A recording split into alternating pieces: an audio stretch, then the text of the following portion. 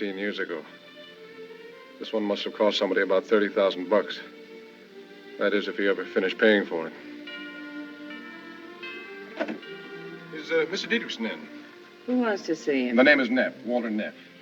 If you're selling something. Look, it's Mr. Dietrichson I want to talk to, and it's not magazine subscriptions. Listen, Mr. Dietrichson is not in. How soon do you expect him? He'll be home when he gets here, if that's any help to you. What is it, Nettie? Who is it? It's for Mr. Dietrichson. I'm Mrs. Dietrichson. What is it? How do you do, Mr. Dietrichson? I'm Walter Neff, Pacific All Risk. Pacific All what? The Pacific All Risk Insurance Company. It's about some renewals on the automobiles. I've been trying to contact your husband for the past 2 weeks, but he's never in his office. Is there anything I can do? The insurance ran out on the 15th. I'd hate to think of you having a smashed fender or something while you're not fully covered. Perhaps I know what you mean, Mr. Neff.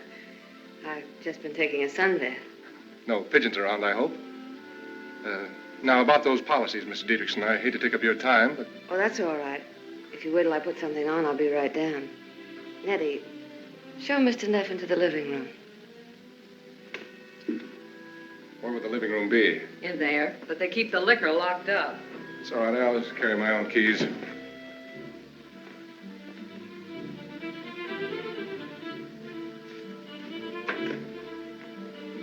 The living room was still stuffy from last night's cigars.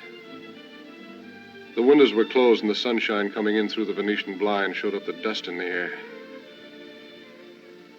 On the piano in a couple of fancy frames were Mr. Dietrichson and Lola, his daughter by his first wife.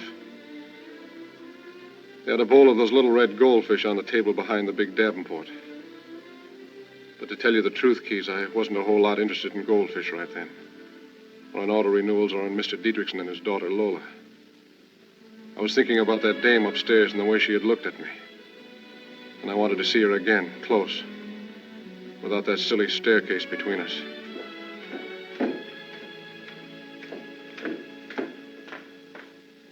I wasn't long, was I? Not at all, Mrs. Dietrichson. Hope I've got my face on straight. Perfect for my money.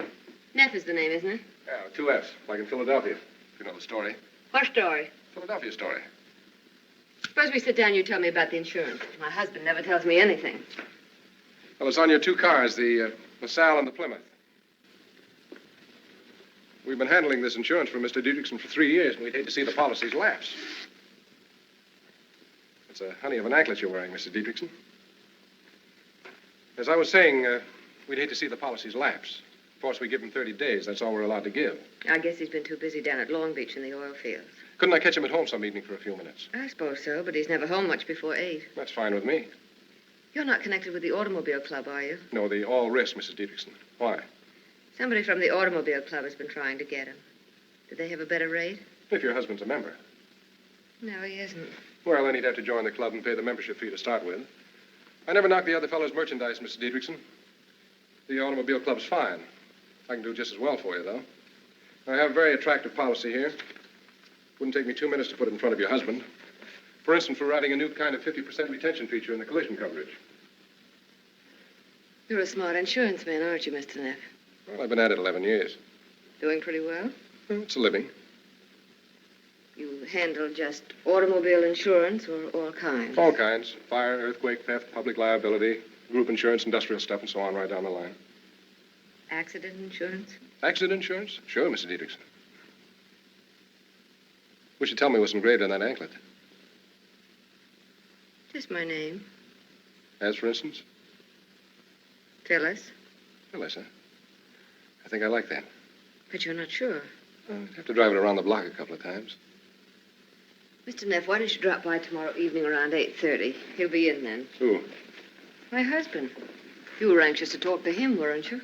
Yeah, I was, but I'm sort of getting over the idea, if you know what I mean. There's a speed limit in this state, Mr. Neff. 45 miles an hour. How fast was I going, officer? I'd say around 90. Suppose you get down off your motorcycle and give me a ticket. Suppose I let you off with a warning this time. Suppose it doesn't take. Suppose I have to whack you over the knuckles. Suppose I bust out crying and put my head in your shoulder. Suppose you try putting it on my husband's shoulder. That tears it.